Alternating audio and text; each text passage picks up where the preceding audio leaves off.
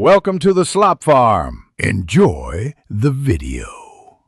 FaceTime audio requires an Apple ID and iOS 15 or later on devices.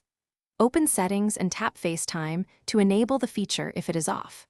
Sign in with the same Apple ID used for iCloud on your device to ensure contact syncing. FaceTime audio works over Wi-Fi or cellular data and uses your cellular data allowance when Wi-Fi is unavailable.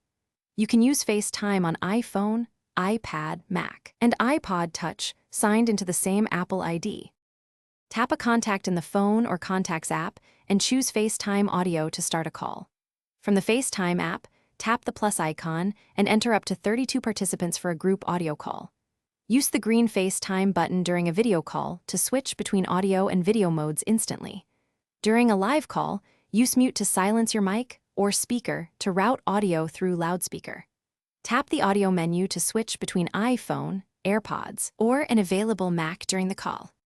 Prefer Wi-Fi, ideally 5 GHz, for best audio quality and lower latency on FaceTime audio. If face issues occur, update to the latest iOS and restart both devices to refresh connections and settings. Disable VPN and close background apps that may use bandwidth to improve call stability. If calls drop, toggle airplane mode off and on to force a network reconnection quickly.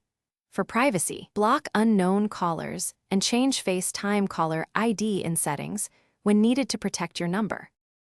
Thanks for watching. Consider subscribing if we helped you today.